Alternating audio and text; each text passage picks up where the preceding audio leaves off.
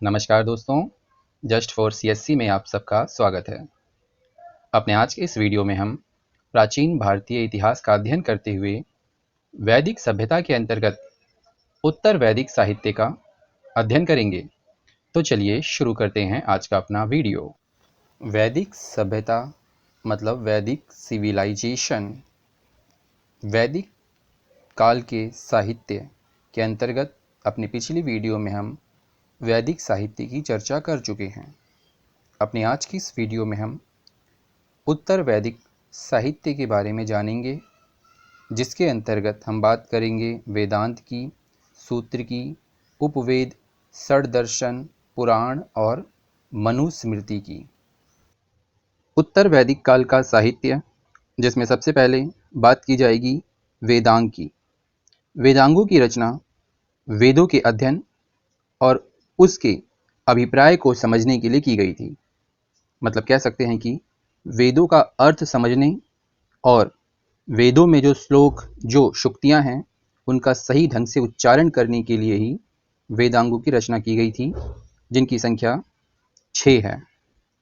इसमें शिक्षा, जिसका संबंध स्वर विज्ञान से है, इसमें स्वर, वर्ण आदि का सही उच्चारण बताया गया है। तो वहीं अगर हम बात करें ज्योतिष की, तो इसमें ज्योतिष विज्ञान का प्रतिपादन किया गया है। निरुक्ति, जो कि तीसरा वेदांग है, इसमें शब्दों की व्युत्पत्ति के बारे में बताया गया है। शब्दों की रचना कैसे हुई, शब्दों का अर्थ क्या है, शब्दों की व्याख्या क्या है, इन सब के बारे में बताया गया है। और शब्द कौन से? वैदिक शब्द। आगे बात करें हम कल्प की, तो कल्प में कर्मकांड, विधि विधान आदि के बारे में, नियमों के बारे में समझाया गया है कि परिवार और समाज में कौन कौन से नियम, कौन कौन से कर्तव्यों का हमें पालन करना चाहिए, ये सब कल्प में समझाया गया है।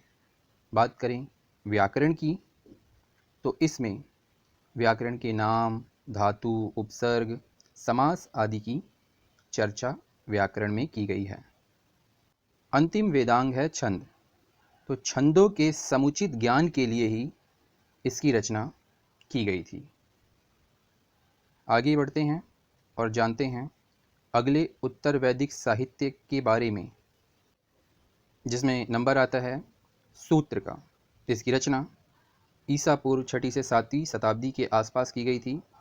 और इसकी मुख्य विशेषता यह है कि सूत्र मतलब आजकल जैसे आप फॉर्मूला समझते हो, तो फॉर्मूले में क्या होता है, बड़ी से बड़ी समस्या को एक छोटे से मेथड से हल कर दिया जाता है। सूत्र भी बिल्कुल वैसे ही हैं। मतलब इनमें भी कम से कम शब्दों में अधिक से अधिक बातों को कहने का प्रयास किया गया है। और इनकी संख्या 4 है, जिसमें नंबर 1 पर है कल्प सूत्र, जिसका संबंध कर्मकांड और रीति रिवाजों से है। दूसरे नंबर पर आता है सोत सूत्र, जिसका संबंध महायज्ञ से है।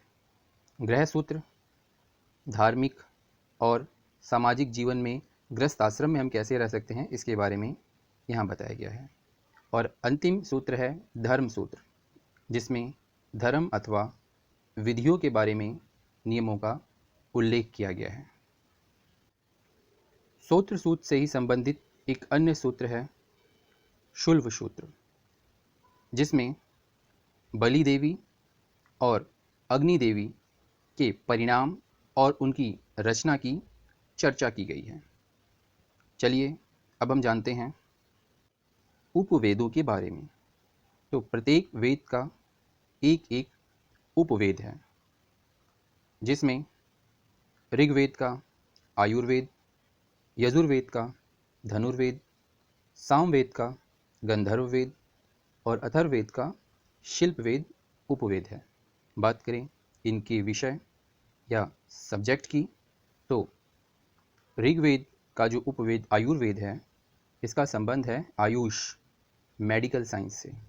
तो धनुर्वेद का संबंध है, धनुर जैसे समझ में आता है, युद्ध कला से। धनुर से ही आप समझ लो धनुष बाण का प्रयोग ज़्यादातर युद्ध में हो रहा है, तो युद्ध कला से हो गया। गंधर्व वेद नृत्य, संगीत आदि से संबंधित है और शिल्प वेद का संबंध है भवन निर्माण से। इसके बाद बारी आती है जानने की षड्दर्शन की। तो भारतीय ऋषियों ने उपनिषदों के दर्शन को 6 भागों में विभाजित किया था। इसे ही षड्दर्शन के नाम से जानते हैं। इसमें आत्मा, परमात्मा, जीवन, मृत्यु आदि के संबंध में उल्लेख मिलता है। इनकी संख्या 6 है, जैसा कि इनके नाम से ही पता चलता है, जिसमें सबसे पहला है योग दर्शन। इसमें ईश्वर को प्राथमिकता दी गई है और इसकी रचना पतंजलि ने की थी। वहीं दूसरे नंबर पर है संख्या दर्शन, जिसकी रचना कपिल मुनि ने की थी और यह मुख्य रूप से जैन दर्शन से प्रभावित है। ऐसा माना जाता है कि संख्या दर्शन मूल रूप से एक नास्तिक दर्शन है, तो वहीं न्याय दर्शन, जिसकी रचना गौतम ऋषि ने की थी, इसमें तर्क पर अधिक जोर दिया गया है। तार्किक चीज़ों की अधिक चर्चा इसमें की गई है। बात करें वैशेषिक दर्शन की, तो जिसकी रचना कणाद ने की थी और इसमें परमाणु विज्ञान आदि के बारे में बताया गया है।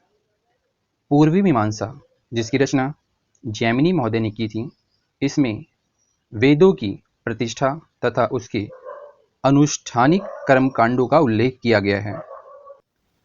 उत्तर मीमांसा, जिसकी रचना व्यास या बद्रायण महोदय ने की थी, इसमें ज्ञान आधारित बातों की चर्चा है, मतलब वेदांग दर्शन से प्रभावित है यह।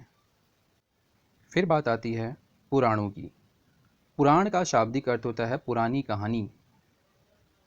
ये किसी भी चीज़ से संबंधित हो सकती है। पुराणों की संख्या वैसे तो 36 बताई जाती है, जिसमें से 18 बड़े हैं और 18 छोटे पुराण हैं, लेकिन आपने ज़्यादातर 18 पुराण के बारे में ही पढ़ा होगा। इन 18 पुराणों में 6 का संबंध ब्रह्मा, 6 का संबंध विष्णु और 6 का संबंध शिव से है। लेकिन इन सभी पुराणों में मुख्य रूप से 5 बातों का उल्लेख किया गया है, जो कि हैं सर्ग, प्रतिसर्ग, वंश, मनवंतर और वंशानुचरित। इन सभी का उल्लेख पुराणों में किया गया है। सर्ग मतलब सृष्टि की उत्पत्ति से संबंधित चीज़ों को बताया गया है। तो प्रतिसर्ग में बताया गया है सृष्टि का विकास, प्रलय और उसके बाद पुनः उत्पत्ति कैसे होगी। वंश में भिन्न भिन्न राजाओं और ऋषियों के वंशों का वर्णन किया गया है। तो वहीं मनवांतर में संसार का काल विभाजन और प्रत्येक काल की प्रधान घटनाओं का उल्लेख मिलता है इसमें। वहीं बात करें वंशानुचरित की, तो इसमें विभिन्न वंशों के प्रतापी और यशस्वी राजाओं के कार्यों का वर्णन किया गया है। तो ये सब चीज़ें मिलती हैं हमें पुराणों में, जिनकी संख्या वैसे तो 36 है, लेकिन मुख्य रूप से हम 18 पुराणों के बारे में ही जानते हैं, जो कि बड़े हैं। उत्तर वैदिक काल का अंतिम साहित्य है मनुस्मृति। मनु आर्य काल के एक महान विधि निर्माता थे। उन्होंने अपनी पुस्तक में उत्तराधिकार के नियम, राजा और प्रजा के दायित्व आदि का वर्णन किया है। मनु ने आर्यों के विस्तृत नियम प्रणाली का भी निर्माण किया। अतः हम ऐसा कह सकते हैं कि मनु भारत के पहले विधि निर्माता थे। इन्होंने मनुष्य के जीवन को 4 भागों में बांटा है। मान लीजिए अगर किसी व्यक्ति का जीवन 100 साल है, तो इस 100 साल में 25 साल के हिसाब से 4 भागों में जीवन को बांटा गया है, जिसमें शुरुआती 25 साल ब्रह्मचर्य के होंगे, अगले 25 साल गृहस्थ अवस्था के, उसके बाद 25 साल वानप्रस्थ और फिर अंतिम जीवन मनुष्य संन्यास को अपनाकर बिताता है। तो इस प्रकार मनुस्मृति में ऋषि मनु ने व्यक्ति के जीवन को 4 भागों में विभाजित किया है। तो इस प्रकार अपने आज के इस वीडियो में हमने उत्तर वैदिक काल के साहित्य के अंतर्गत निम्नलिखित 6 साहित्यों का विस्तार से अध्ययन किया। तो आज के इस वीडियो में इतना ही। वीडियो देखने के लिए आप सबका धन्यवाद।